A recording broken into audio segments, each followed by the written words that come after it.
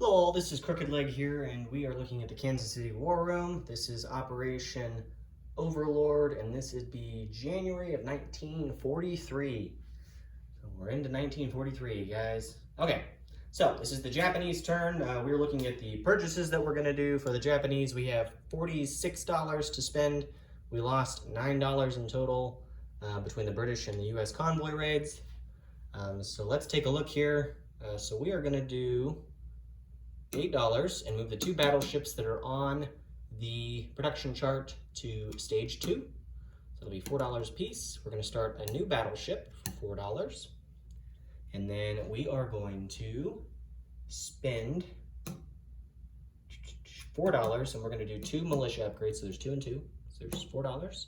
We're going to spend $12 and build 6 militia. And then we are going to do $3 and buy an infantry. We're going to buy 2 destroyers at $6 a piece, so there's 12 there. And then we're going to spend $3 and we are going to, what was the $3 for? Oh, we are going to finish production of one of the light carriers that's on stage 2 and finish that for $3.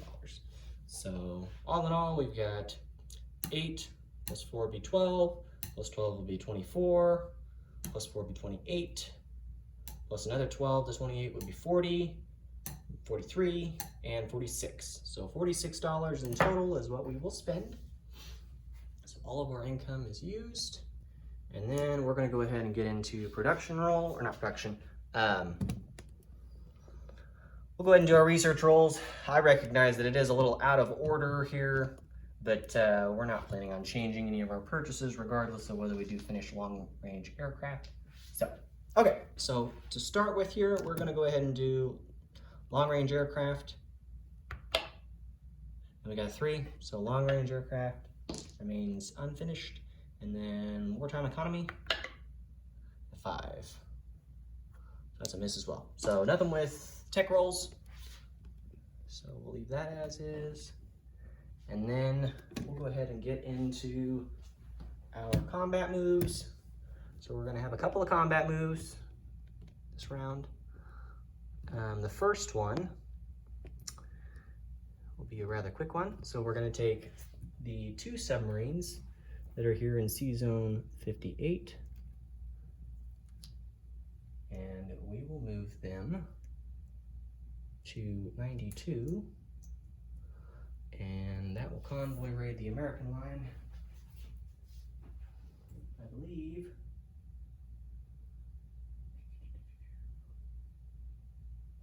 Let's see. Don't believe the Americans have radar or ASW finished.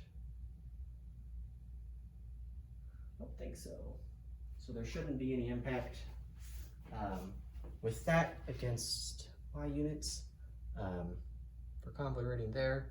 There will be a convoy raid also down here in 123 against the Anzac. Now there is radar, I believe, so I think I'll have to look at the tech chart, but I believe that adds +1 or +2 to the convoy raid.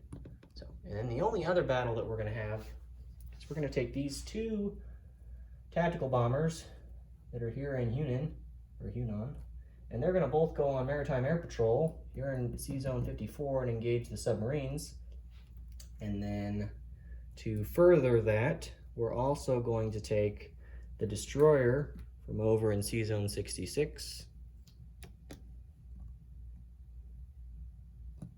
So he's down here by Wake Island. He's going to go from 66 and he'll go 1, 2, 3 and engage in there and pair with one of the tactical bombers. And then down here in Sea Zone 90, we will also take another destroyer out of there to engage. Leave Sea Zone 90 and go 1, 2 and engage in pair as well. So we'll see if we can get some hits and knock out a couple of submarines there. So again, the destroyer went from here, went 1, 2. That would leave us with 3 destroyers still in Sea Zone 90. So those are our main combat moves. The only other 2 that we're going to go ahead and note is we will take from Sea Zone 90, there are a couple of fighters that are going to also go on Maritime Air Patrol. We'll have one go to C-Zone 89 from C-Zone 90, and the other one will go to C-Zone 91 as well. We'll put them on Maritime Air Patrol. We'll plan on moving the carriers in non-combat, so they'll still have the ability to land back on the islands, so there won't be an issue with that. Let's see.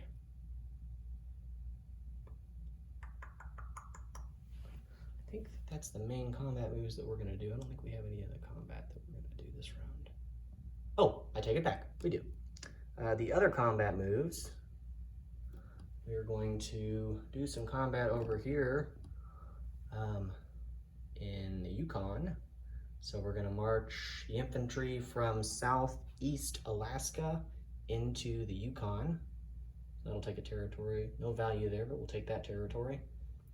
And then the infantry that's in the Aleutian Islands with the destroyer, he is going to move to C-Zone 18, and I didn't put a token out for him. He's going to move to C-Zone 18. And he will drop an infantry in the Attu and Kiska Islands. So we'll take those territories as well.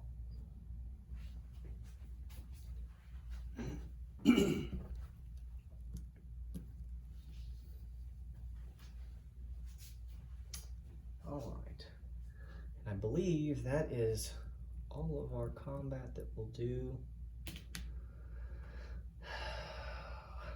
Actually, other than the 3 submarines that are here in C-Zone 90, we will also have those 3 submarines go ahead and engage. So I'm going to take them off of the task force marker that I've got, and they'll also engage in C-Zone 90. They'll go ahead and do some convoy raiding there as well. So I'll have 3 submarines that'll convoy raid in C-Zone 90, I believe. And then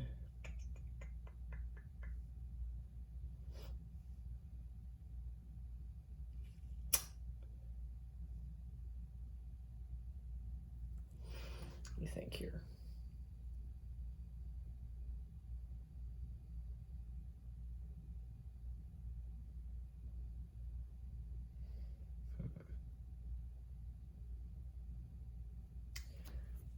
Actually, we'll leave 1 there to convoy raid, and the other 2 that we have are actually going to go from C-Zone 90, and they'll go 1, 2, and they'll convoy raid here in 122. The medium bomber isn't there anymore in Calcutta, so he can't do map to deal with them. Although, actually, I don't recall if the Germans, I didn't check. Forgot to check and see if they did any. So actually, we'll just leave the 3 subs there in 90 and they'll convoy raid there. So in total, there will be 5 submarines that are going to convoy raid from C-Zone 90 and then 92, both on the same line. Can only do up to $3 in damage, but we're going to try it anyways. So there'll be that convoy raid, the one here in 123 with just the coastal sub. We'll do the battle there in C-Zone 54, and then we'll have the invasions of Attu and Kiska, as well as the Yukon. So those are our combat moves this round. So let's go ahead and get into battles, as well as, I guess I'll go ahead and note again, these 2 aircraft that are also on map that came from C-Zone 90. Don't know if it necessarily matters to have any.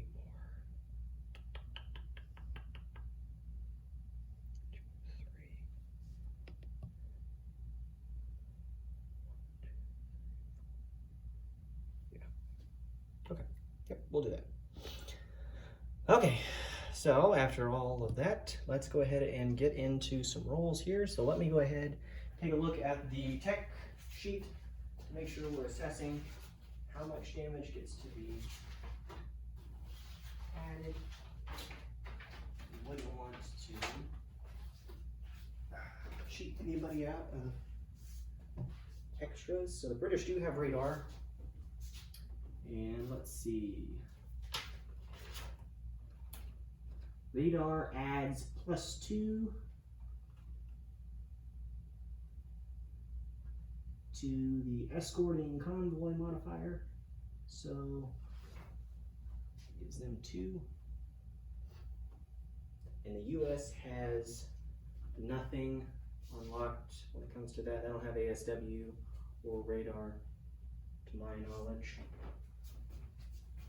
So let's go ahead and do the US then. So get the dice ready. Okay, so starting with C-Zone 92. So we're only going to be able to do 3 damage here, but maybe the other submarines don't do anything. But starting with the first submarine of 2 in C-Zone 92, so we'll do black for the Japanese and white for the Americans. We'll have a +2 because of the sub, nothing to add for the US. So. Okay, so there's 4 and 5. 4 + 2 would be 6, -5 would be 1. So we'll do 1 point of damage. Just use the pink chips to designate, so we're at 1 point. And then the next sub, again, 3 + 2 is 5, -4 is 1. So we're at 2 points of damage. And then we're going to move on to the subs in C-Zone 90. There's 3 of them, but the first one, reading the US line, is again a 5 + 2 would be 7, -6 would be 1. So we'll max that line with 3 damage to the US line in the Pacific. So let's go ahead and get that icon out there. So 3 damage to the US line in 90, that goes from 90 all the way to 64. And then let's go ahead and do the little coastal sub raid against the Anzac. Now they do get their tech shared through the British, so they'll have a +2, and my coastal sub will only have a +1. So odds are against me here. And there it is.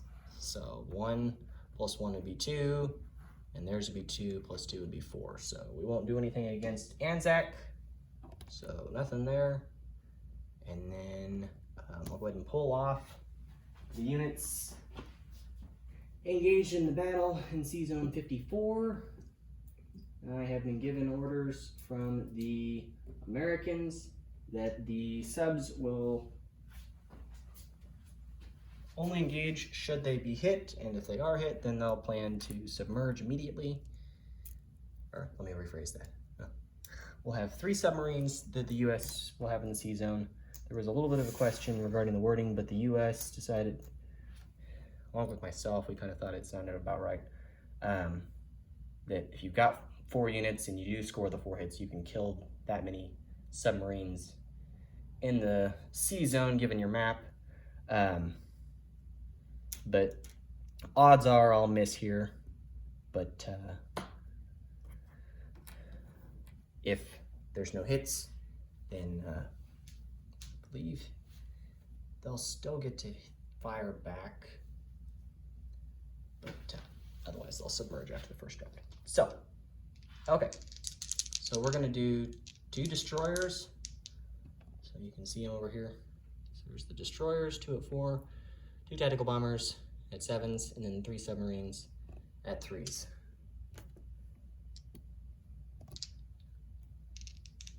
And it may have been that we looked at the rules, and the submarine rules do state a submarine is involved in maritime air patrol, so we thought maybe it was just singular in the sense that there's just 1.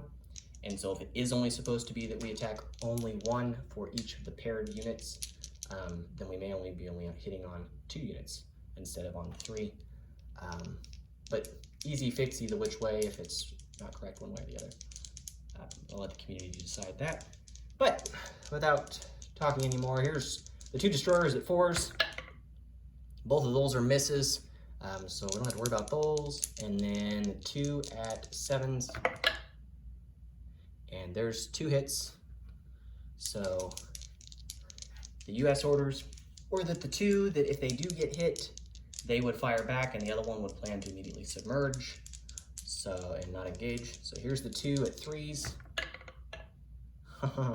And he gets 2 hits. That was a really good roll for the US. So he'll destroy my 2 destroyers, and I will remove both of his subs, and he'll have 1 submarine left in the C zone. Okay, so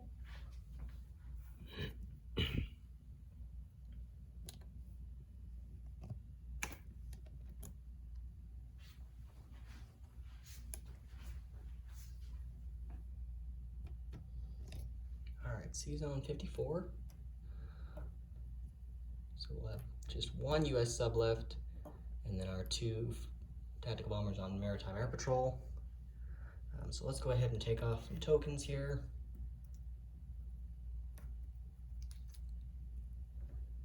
I don't think I was going to do that move. This move's already been done. That move is a walk-on. So the Yukon and Attu Island, both of those are walk-ons, so let me get rondels for that. No Japanese income increases though this turn. To note, what did I do with extras? Do I have any more rondels? Alright.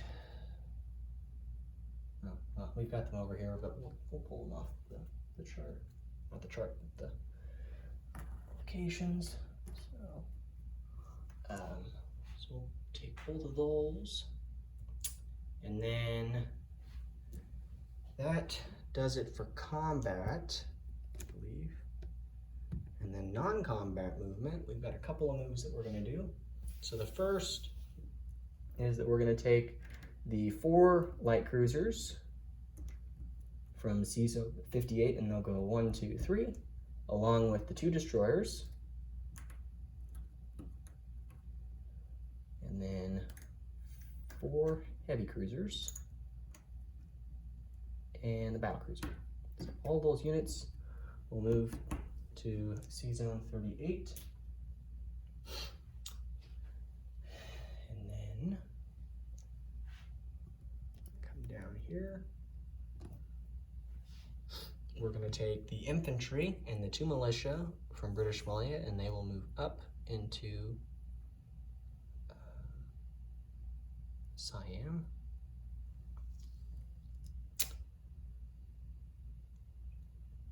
And then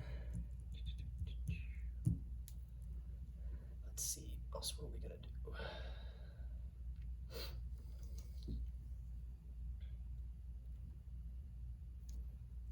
And we will take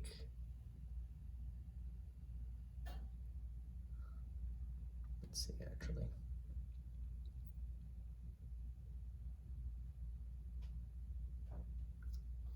So we'll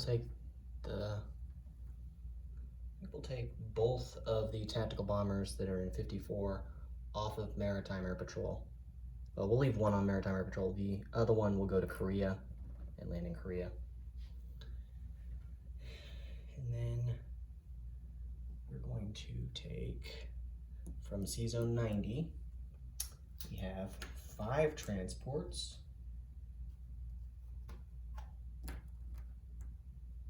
And they will load, of the 5, we're going to leave 2 infantry behind on the Philippines. And we're going to take the 6 infantry, or 6 Marines, excuse me, and the 2 artillery. So that's 8 units in total. So we're going to use 4 of the 5 transports, and they're going to move from C zone 90 to C zone 88 and unload all of these units into Anatonkin. It's a really tiny territory. We'll get the official count of units that are in there, but put those units in there for now. So we'll do that. And then actually, real quick, scratch the original moves. We're gonna move the 5th transport in there as well. And these 2 artillery that are in here, they're actually not gonna move from British Malaya into Siam. What we'll do is, since we'll have 5 transports coming from C-Zone 90 and only 8 of the capacity is used. 2 of the transports will only have 1 infantry class unit in each, so we'll be able to pick up both of the artillery, load them onto the transports, and then drop them into Anatonkin. So there's now 4 artillery in Anatonkin. So we'll do that.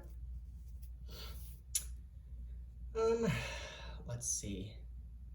And then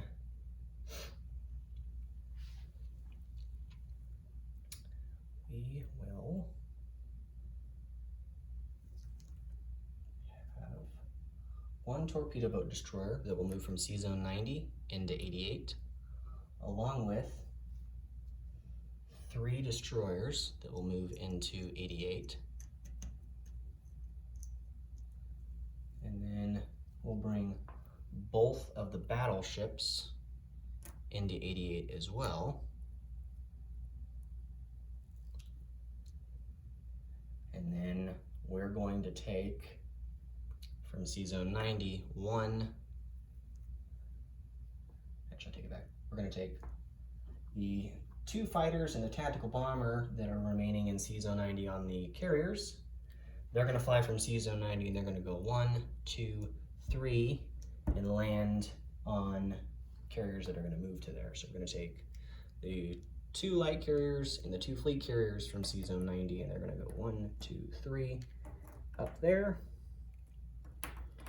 And so the tactical bomber that's coming from 90 off of one of the not transports, but off of one of the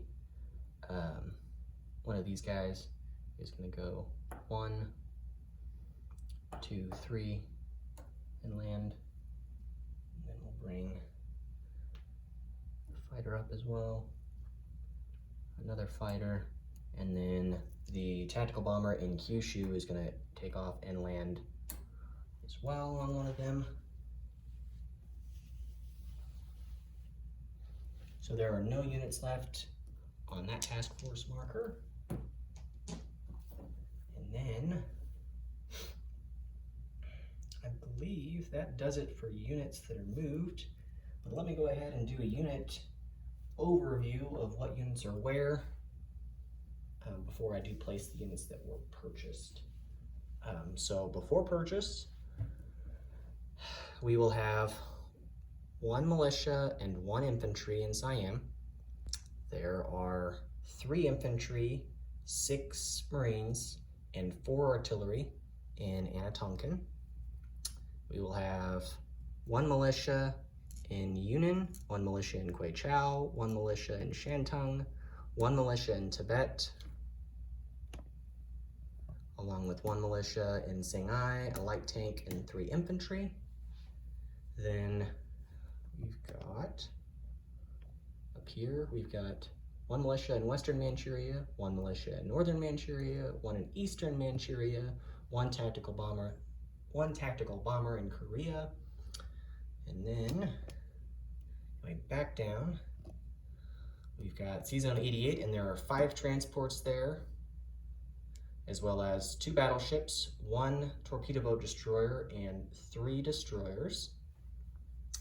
In C-Zone 90, we have 3 submarines. The Philippines have 2 infantry. We have 1 fighter on Maritime Air Patrol in C-Zone 89, along with 1 in C-Zone 91. There's 1 infantry in the Mariana Islands. And then we have 1 tactical bomber up in C-Zone 54 that is on Maritime Air Patrol.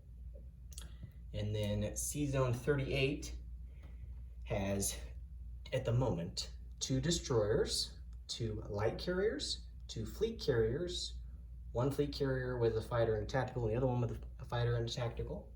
And then we have 4 light cruisers, 4 heavy cruisers, and 1 battle cruiser, all in C-Zone 38. I'll zoom in so you can see that a little better. So there's the fleet.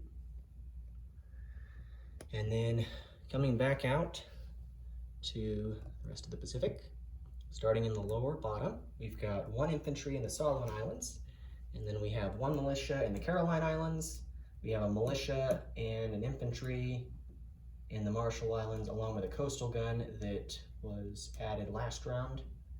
We have 2 submarines in Sea Zone 92. We still have both of the starting militia, one in the Volcano Islands and the other one in Bonin. Then we have a Marine on Wake Island. And then we have a militia at Midway. And then we have 1 infantry up at 2. 1 infantry there, along with a destroyer in Sea Zone 18. And then there's currently nothing in the Aleutian Islands. And there's also nothing at the moment in Southeast Alaska. And we have 1 infantry that moved into the Yukon. So those are our units as they sit on the board. And so let's zoom out here and let's go ahead and get our units placed that were purchased. So, Japanese unit box here. Okay, we have 6 militia to place.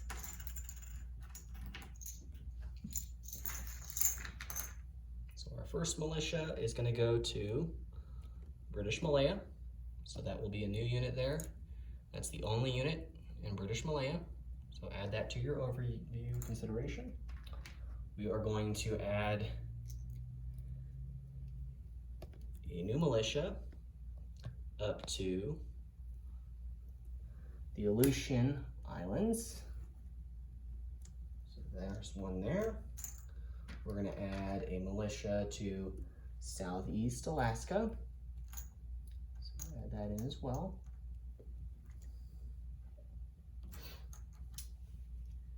And then we are going to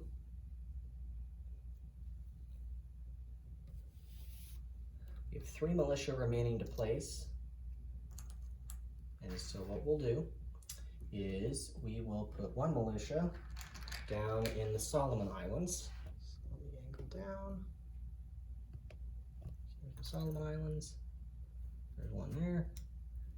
And then before we place the other 2, we have 2 upgrades that we're going to use for the Japanese for militia. So we're going to upgrade the militia at the Marshall Islands, and we're going to upgrade the militia at Midway. So take them off and add a chip or an infantry sculpt. There's an infantry now at Midway, and there's a secondary infantry at the Marshall Islands. And then our new units, the other 2 militia, we're going to put 1 militia at the Marshall Islands, and the other one is going to go to, you guessed it, Midway. So we'll go ahead and put those units there. So those units are placed. And then coming back over to the mainland, we're going to put 1 infantry in Rihi. And then we're going to put 2 new destroyers. So add that in. So now there will be 4 in total. 4 in total destroyers in 38. So 4 destroyers. We added 2. So 2 plus the 2 existing makes 4. So that's done. And then we finished one of the light carriers that were on the production chart. So we only have 1 light carrier remaining. And we'll go ahead and put that light carrier as well on or in Sea Zone 38. So there are now 3 light carriers in Sea Zone 38. So 3 light carriers there. And then